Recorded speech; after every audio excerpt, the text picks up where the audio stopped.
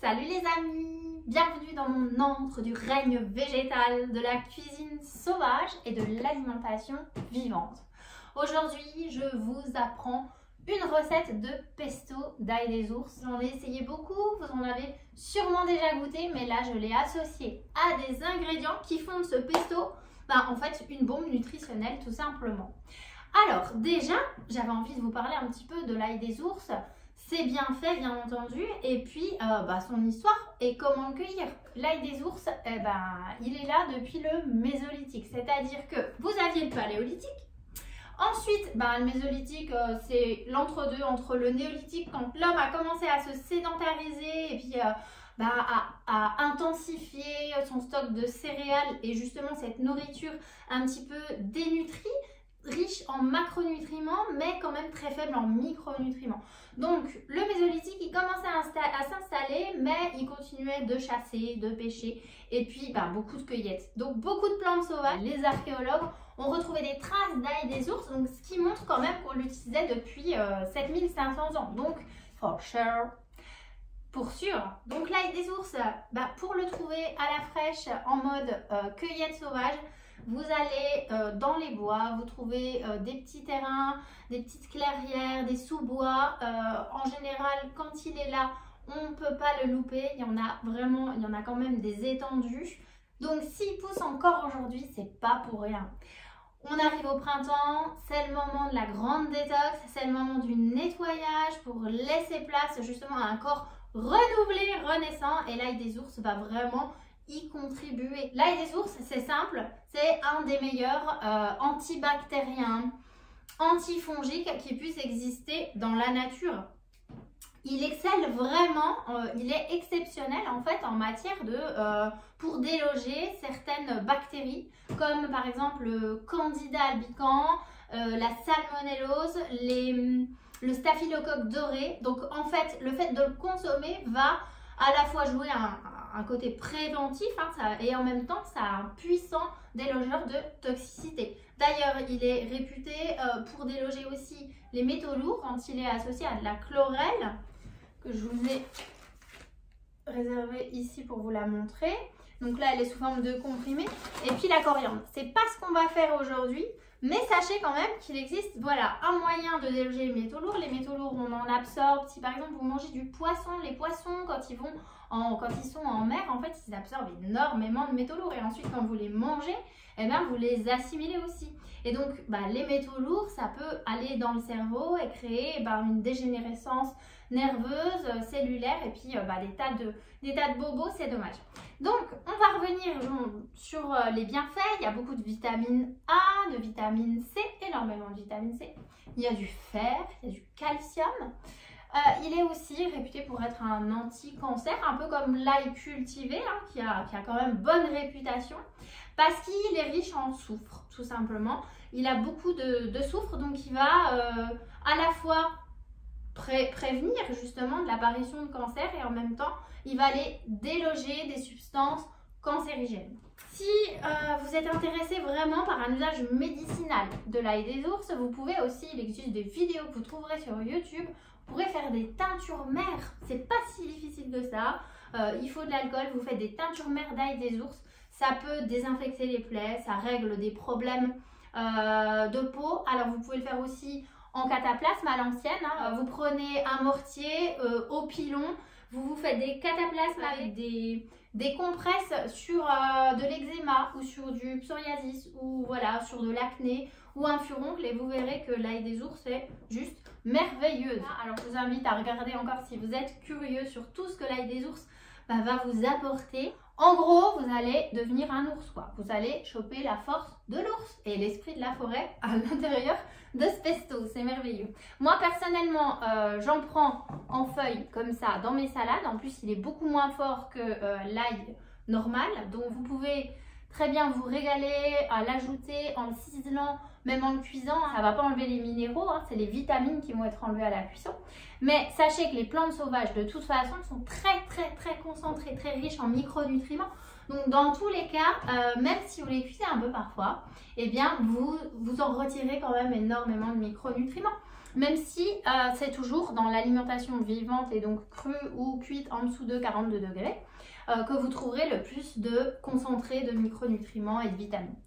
J'ai décidé de l'associer à la roquette. Alors personnellement, je sais pas vous, mais moi la roquette c'est ma salade préférée. En plus d'être une salade qui a du goût, un petit goût poivré, elle est, en fait c'est une bombe d'antioxydants quoi. Elle a énormément de lutéine, de bêta-carotène, elle en a 3 fois plus qu'une laitue. Elle a beaucoup de chlorophylle, d'ailleurs on le voit à sa couleur bien verte foncée. Elle a des flavonoïdes, elle a de la vitamine K pour la coagulation du sang, de la vitamine B9. Vous savez, c'est une acide qui va par exemple aider à la formation du fœtus quand on est enceinte. Voilà, donc du coup, elle va avoir du calcium. Bon, il y a beaucoup, encore une fois, dans ces pousses vertes, beaucoup de micronutriments. Et l'association au niveau du goût de l'ail sauvage avec cette roquette est juste sublime. À côté de ça, on a ajouté 2 graines qui valent le coup à la fois d'être goûtées gustativement et en même temps, elles ont aussi leurs grands avantages. Les graines de tournesol et les graines de courge. Au niveau des quantités, allons-y.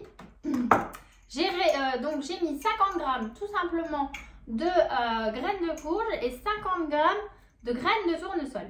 Au niveau des bienfaits, retenez que la graine de courge, alors j'aime bien vous parler un peu chakra aussi. Les chakras, les centres énergétiques, ça va être le renforcement de vos centres énergétiques subtils qui sont dans vos corps plus subtils justement que le corps physique. Donc plus nos chakras sont alignés, plus nos chakras sont forts, harmonisés, voilà, et bien plus en fait le reste du corps et la santé holistique va bien fonctionner, les émotions et puis certains attributs. Par exemple, le chakra racine est fortement renforcé grâce à ces petites graines de courge puisqu'elles sont reliées, elles viennent des courges. Alors tout ce qui est courge, ça pousse en automne. En automne, on a bien besoin de s'enraciner. On a bien besoin d'être cocooning. Voilà, il y a beaucoup de vent, donc on va éviter de se faire déraciner au premier coup de vent. Donc voilà, ça va bien vous construire une assise. Les graines de tournesol, ça va plus être pour la confiance en soi, l'ouverture du plexus solaire, votre rayonnement. Donc au niveau nutritif, nutritionnel, en fait, par exemple, la graine de courge est très riche en protéines. Pour 100 grammes, vous avez quand même 20 grammes de protéines. Alors, il n'est pas question d'en manger trop, parce que c'est sûr que c'est quand même bien gras. Elle a un côté aussi vermifuge où elle va justement déloger les parasites intestinaux. Et c'est vrai que j'ai oublié de le dire, mais puisqu'on parle des intestins, l'ail des ours est un rééquilibrant intestinal fabuleux. C'est-à-dire que vous avez un microbiote intestinal avec plein de bactéries. C'est ce qui fait votre système immunitaire fort. Et donc parfois vous pouvez avoir une petite armée comme ça de souches pas forcément super bonnes pour l'équilibre de la flore intestinale. Donc en fait, l'ail des sources va aller rééquilibrer leur nombre. Et donc le reste va être évacué et va disparaître. Donc en fait, vous aurez une flore intestinale qui sera équilibrée tout simplement grâce aussi à l'ail des ours. Donc, il y a des acides gras dans ces 2 graines qui sont très intéressants. On a de l'acide oléique qui va augmenter le bon cholestérol. Et les phytostérols qui sont présents sont des molécules végétales qui vont aller s'installer et qui vont aller expulser, déloger en fait le cholestérol non assimilé qui aurait tendance justement à se fixer dans des artères, à se fixer autour du cœur et à créer du mauvais cholestérol et tout ce que vous connaissez comme maladie cardiovasculaire qui s'en suivent. Donc elles vont partir dans les selles, elles vont être remplacées par du bon cholestérol. Vous avez aussi de la vitamine A, les graines de tournesol sont très riches en antioxydants. Donc la vitamine, j'ai dit vitamine A? Non, vitamine E, pardon. La vitamine E, globalement, c'est une vitamine qui va jouer beaucoup sur les cellules, le renouvellement cellulaire, le anti-âge sur la peau, la beauté de la peau, le côté, le côté toujours régénéré, jeune, qui va éviter l'oxydation en fait tout simplement, avec le phosphore pour la santé des dents et des os. Et puis on va s'arrêter là, parce que l'essentiel aussi, c'est de vous montrer la recette.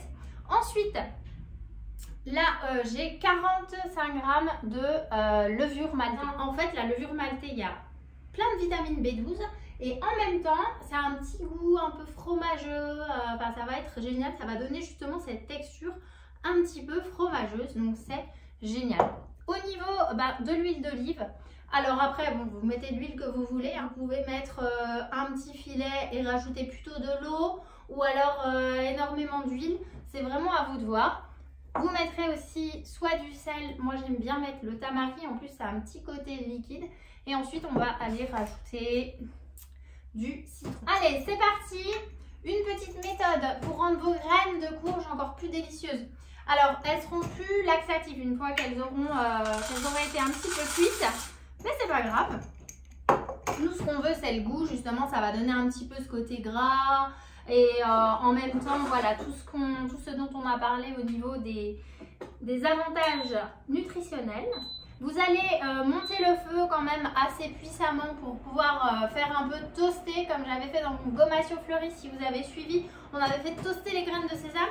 Ben là, en fait, la graine de courge, elle va un petit peu, elle va gonfler intérieurement en fait. Donc du coup, ça va la rendre beaucoup plus savoureuse. Faites attention de ne pas les griller non plus. Et on va aller, on va aller les mettre dedans. Donc ce qu'on va faire déjà, on va mettre notre verdure.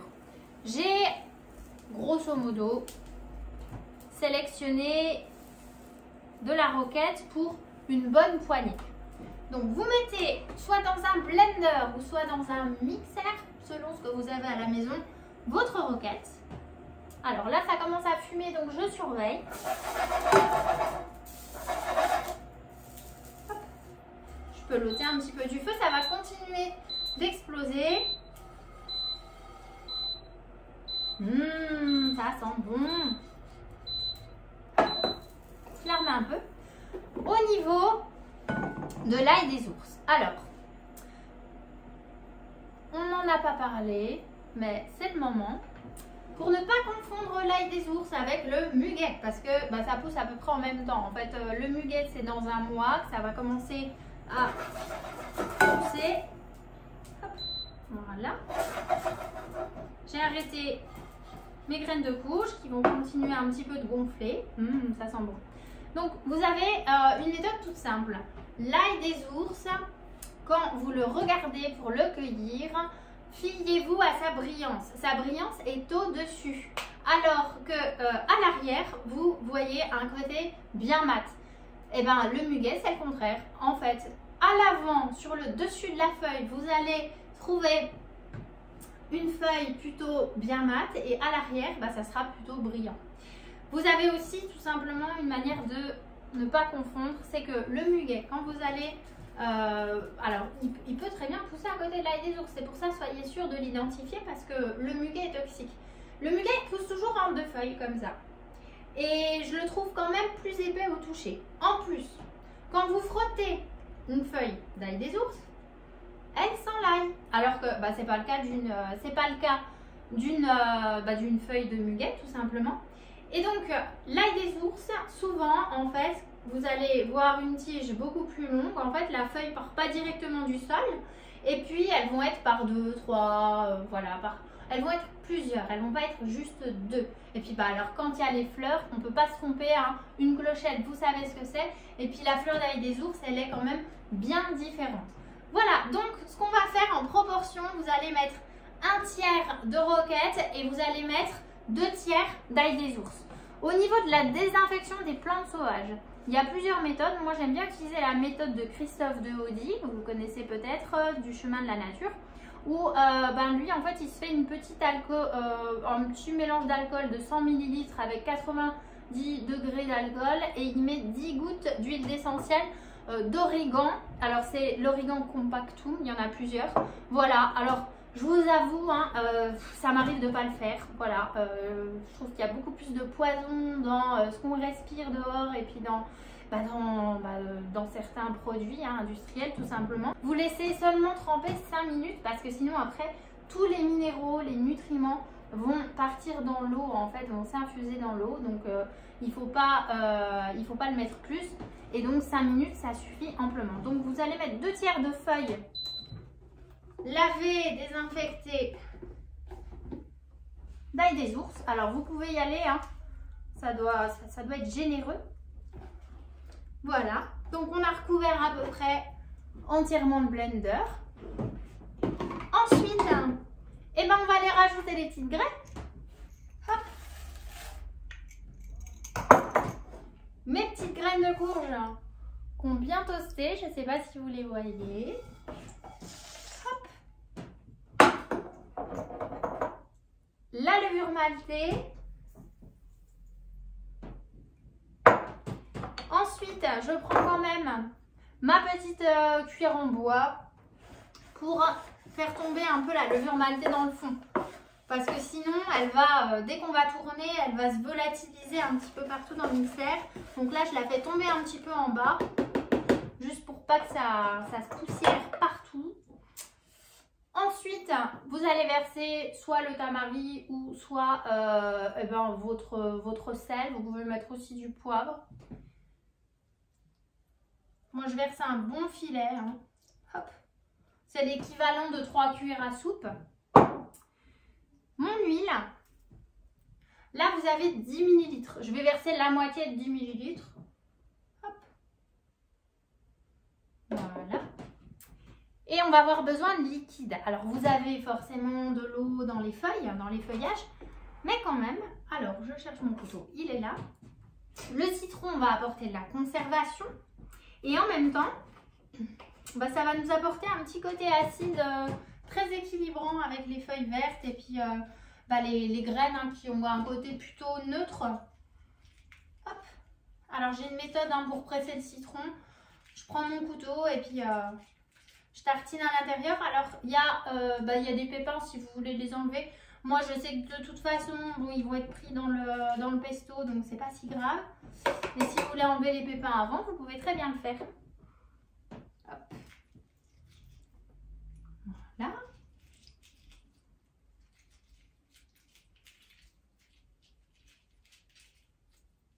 Et voilà. Hop. On va commencer à mixer. Hop. J'ai toujours ma méthode, étant donné que j'ai pas de couvercle au-dessus. Je mets mon verre comme ça et c'est parti. Je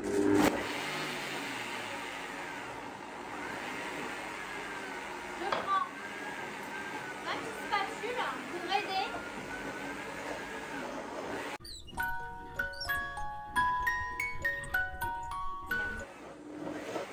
J'augmente un peu le mixeur.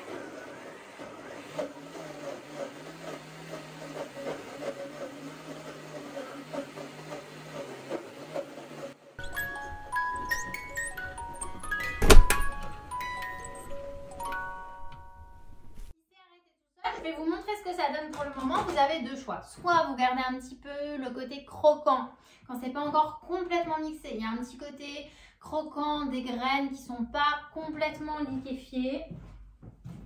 Ce qui donne ça. Donc là, il y a quand même un côté crémeux qui est super gourmand. Ou alors, vous pouvez encore un petit peu mixer.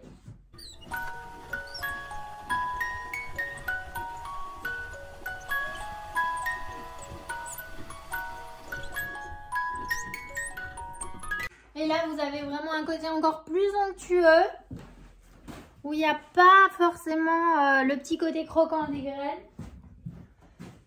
Donc, j'ai ramené mes petites biscottes. Vous savez, moi, le gluten, c'est pas trop mon truc. Hein. Je suis plus céréales ou pseudo-céréales comme le sarrasin, le quinoa qui sont beaucoup plus digestes et qui sont aussi très intéressantes nutritivement parlant. Donc, c'est une cracotte de sarrasin. Et là, vous mettez votre pesto et vous allez vous régaler. Alors, évidemment, votre pesto ensuite, eh ben, vous pouvez le conserver dans des petits pots comme ça en verre. Des petits bocaux, vous les mettez au frigo. Il y a aussi une autre méthode pour conserver, pour faire un pesto. Vous pouvez utiliser un avocat, mais l'avocat en fait va plus vite s'oxyder, donc ça durera moins longtemps que vos pestos qui peuvent être conservés facilement une semaine au réfrigérateur. Alors je dis une semaine parce que je ne sais jamais aller plus loin que ça chez moi. Entre mon fils, les amis, bref, tout le monde en raffole, donc j'en fais pas mal, mais pas que pour moi. Voilà, et donc moi je me suis cueilli quelques petites pâquerettes en route. Alors je les ai lavées bien sûr. Les pâquerettes sont comestibles. Vous pouvez retrouver sur Instagram, j'ai fait une recette de pickles de pâquerettes. Hop. Des pickles en fait à base de boutons floraux de pâquerettes qu'on fait macérer 3 semaines dans du vinaigre. C'est délicieux, vous pouvez les rajouter dans vos salades, vous pouvez les rajouter sur vos tartines d'amour sauvage. C'est pas beau ça? Voilà, donc du coup, bah, vous vous régalez hein, tout simplement.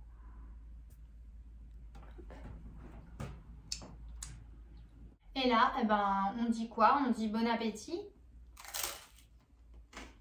Oh là là, vous allez vous régaler les amis. Delicious. C'est absolument délicieux. Je vous souhaite de vous régaler tout simplement. Et puis je vous dis à bientôt pour de nouvelles vidéos sur la vie sauvage, sur l'alimentation saine qui régénère, qui élève l'être, que ce soit l'être physique, l'être psychique qui pense et l'être émotionnel et spirituel tout simplement. Que l'esprit de la forêt soit avec vous. Régalez-vous les amis et bonne cueillette sauvage. À bientôt.